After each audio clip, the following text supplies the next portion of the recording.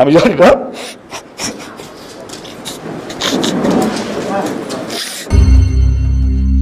DB Harun কোথায় এ প্রশ্ন ঘুরপাক খাচ্ছে সবার মনে। ৫ আগস্টের পর থেকে কোথাও মিলছে না তার হদিশ। হঠাৎ ডিবি হারুনের এক ফোনালাপে অনেকটা স্পষ্ট, এরই মধ্যে দেশ ছেড়ে পালিয়েছেন ডিবি কার্যালয়কে ভাতের হোটেল বানানোর এই কারিগর।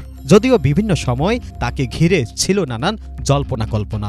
সামাজিক যোগাযোগ মাধ্যমেই অনেকেই বলেছিলেন গণপিটুনিতে মারা গেছেন, কারো কারো ভাষ্যমতে আহত হয়ে কুর্মিটোলা হাসপাতালে ভর্তি ছিলেন, আবার কারো কারো মতে ডিবি হারুন যুক্তরাষ্ট্রে পাড়ি দিয়েছেন।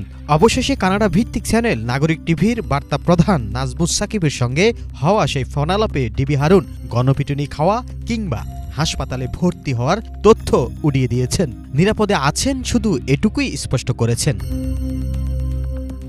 ফোনালাপের সময় ডিবি হারুনকে বলতে শোনা যায় তিনি পালাতে চাননি, ডিএমপির কমিশনার তাকে নিরাপদে থাকতে বলেছিলেন। তার দাবি তিনি কর্মস্থলে যোগদান করতে চাইলেও কমিশনার যোগদান করতে দেননি। আমি যোগদান করার জন্য যাই, আমার স্টেনোকে বলি তোমার যোগদান পত্র লোক আমি আসতেছি, মেবি 7 তারিখ 8 তারিখ হবে, আমি যাব, রওনা দিছি। কমিশনারের খোঁজ নিলাম, কমিশনার সাহেব অফিসে নাই। তো ওনাকে আমি রিং দিলাম যে স্যার আমি তো আসতেছি, আমি আজকে যোগদান করব 8 তারিখ, 8ই আগস্ট মেবি। তখন কমিশনার মহোদয় বললেন যে এখন আইসেন না, যেখানে আছেন সেখানে সেফই থাকেন, আমি বললে আইসেন। তাহলে আমি তো মানে যোগদান করতে যাইনি, কথা আমি বলি না, যোগদান করার জন্য তো আমি গেছি। আমি কমিশনার সাহেব তো এখনো আছে, উনি তো ভালো মানুষ, ওনাকে জিজ্ঞাসাবাদ করেন যে ওনাকে আমি রিং দিছি কিনা, আমি জয়েন করতে বলছি কিনা। পুরো ফোনালাপ জুড়ে নিজেকে নির্দোষ প্রমাণের চেষ্টা করেছেন তিনি। হারুনের দাবি কারো সঙ্গে তিনি নিজ থেকে কিছুই করেননি, বরং উপরের নির্দেশ পালন করেছেন মাত্র। আর এই নির্দেশদাতা কারা তাও প্রকাশ করে দিয়েছেন তিনি। আমি যে কাজটা করেছি এটা ঊর্ধ্বতন কর্তৃপক্ষ নির্দেশে যে তুমি এই কাজটা করবা। কোর কমিটি মিটিং, সেই মিটিং এ কে থাকে? স্বরাষ্ট্র সচিব, স্বরাষ্ট্রমন্ত্রী, আইজিপি, তারপরে হলো এনএসআই, ডিজিএফআই, এসবির প্রধান, তারপরে ঢাকা মেট্রোপলিটনের কমিশনার হাবিবুর রহমান, ঢাকা রেঞ্জের ডিআইজি হলো নুরুল ইসলাম, সৈয়দ নুরুল ইসলাম, আর এখন যে বিজেপির চিফ উনি, আর হলো এনটিএমসির প্রধান। এই হলো এরা একটা প্রতিদিন একটা কোর কমিটির মিটিং করে। আমি ঢাকাতে গিয়ে দেখলাম প্রতিদিন মিটিং হয়। একদিন হঠাৎ করে আমাকে বললো যে হারুনকে আসতে বললো, কমিশনারকে বললো। যেহেতু আমি কমিশনারের আন্ডারে, কমিশনার হলো ডিএমপির চিফ, তার আন্ডারে 6 জন এডিশনাল কমিশনার, আমি হলাম 6 নম্বর এডিশনাল কমিশনার। তাহলে আমাকে বললো যে ওকে আসতে বললো। তা আমি গেলাম, যার পরে বললো যে মানে ওই যে অ্যারেস্ট যেটা এখনের যে এডিশনাল কমিশনার ডিবি যে অ্যারেস্ট গুলি করে, যে হারুন সাহেব আপনি অ্যারেস্টের আমার কাছে হিসাব চাই যে কি কেউ কি অ্যারেস্ট হয়েছে কিনা। তখন আমি বললাম যে স্যার আমার কাছে তো এই মুহূর্তে কোনো অ্যারেস্ট নাই, তবে র্যাব নুরুকে আমার কাছে অ্যারেস্ট করে দিছে। ফোনালাপে আলোচিত এই পুলিশ কর্মকর্তাকে বলতে শোনা যায় জুলাই বিপ্লবে তিনি কোনো অন্যায় কাজ করেননি, উল্টো তার দাবি সমন্বয়কদের সঙ্গে ভালো ব্যবহার করেছেন তিনি। আইনমন্ত্রী মহোদয়কে বললাম স্যার এইভাবে তো, আমি দেখেন আরেকটা রেকর্ড কিন্তু প্রকাশ হয়েছে আইন সচিবের সাথে আমার, আমি আইন সচিবকে বলতেছিলাম স্যার এইভাবে তো রাখার তো কোনো ইয়ে না, আমাকে তো আপনারা মানে এখানে কালার করা হচ্ছে, আমি ধরিও নাই, আমি এদের সাথে খারাপ ব্যবহার করি নাই। তখন বিভিন্ন মিডিয়াতে আসতেছে ডিবিতে আটকে রাখা হয়েছে। আমি তখন স্বরাষ্ট্রমন্ত্রী, সচিব সবাইকে বললাম যে স্যার এই দোষ তো আমার উপর চাচ্ছে, আমি তো কোনো কলি পাচ্ছি না। এদিক দিয়ে আপনারা দিচ্ছেন, এদিক দিয়ে আবার পাবলিক জানতেছে যে আমি এদেরকে এনে, কিন্তু এখনো পর্যন্ত আপনি 6 জন সমন্বয়কে জিজ্ঞাসাবাদ করবেন, আমি হারুন তাদের সাথে কোনো কটু কথা, খারাপ কথা আমি কোনো, এমনকি এদের সাথে আমি যখন জেলে ছিল, নুরু মানে রিমান্ডে ছিল, নুরু বিপিনুরের সাথে কিন্তু আমি আসিফ এবং উপদেষ্টা 2 জনের সাথে কথা বলাই দিছি।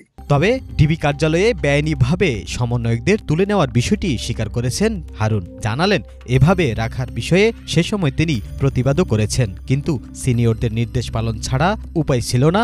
আরো দাবি করেন ডিবিতে থেকে হাজারো মানুষের উপকার করেছেন তিনি। ডাচ বাংলা ব্যাংকে 11 কোটি টাকা লুট হয়ে গেল, লুট। আমি সেখানে আমি পুরা 90% টাকা উদ্ধার করার পরেও আমাকে আই হিসাবকে উপর থেকে বলা হলো তোরে বদলি করে দাও। তা আমি এরকম বড় বড় কাজ করেছি, বাট আমি পুরস্কার পাই নাই। তারপরেও আমি আমার বিবেকের তারণে আমি কাজ করেছি, আমি অন্যায় কোনো করি নাই। কার ক্ষতি করেছি? আমার কাছে যারা যে সকল আসামিরা ছিল, শোনেন, এমনও বড় বড় বিএনপি নেতারা আমার কাছে গেছিল তারা আমাকে আলাদা নিয়ে বলতো, হারুন আমার ফ্যামিলিগত প্রবলেম আছে, এই ফ্যামিলি প্রবলেম সলভ করে দিও।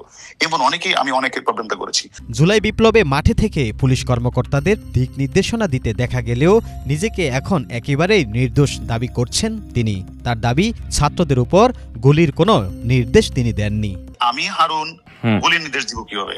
আমি কি ডিএমপির কমিশনার? আমাকে যে বলা হচ্ছে যে হুকুমদাতা, আমি হুকুমদাতা হবো কেমনে? আমি তো ডিএমপির কমিশনার। হুকুম কে দিল? এই যে এত ছাত্র জনতাকে যে হত্যা করা হলো, এই যে মুগ্ধ মারা গেল, আবু সাইদ মারা গেল, এরকম হাজার হাজার ছাত্রকে মারা হলো, এটা কে হুকুম দিচ্ছে? এটা কি আসাদুজ্জামান খান কামালের হুকুমে হয়েছে নাকি শেখ হাসিনার হুকুমে হয়েছে? আপনি বলেন। এই কথাটা, এই প্রশ্নটা যে আপনি করেছেন, এই প্রশ্নের উত্তর কি আমি দিতে পারবো?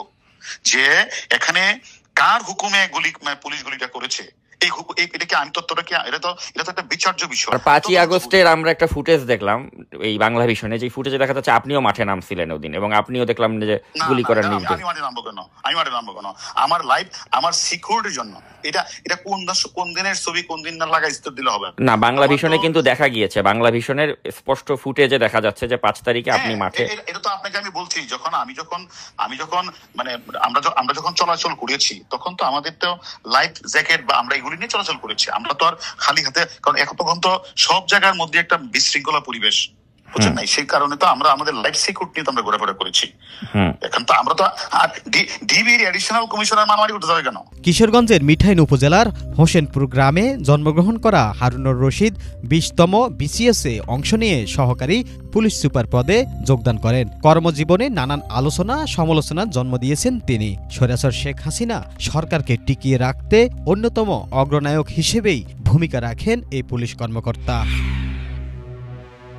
সাদ্দাম হোসাইন, বাংলা ভিশন, ঢাকা।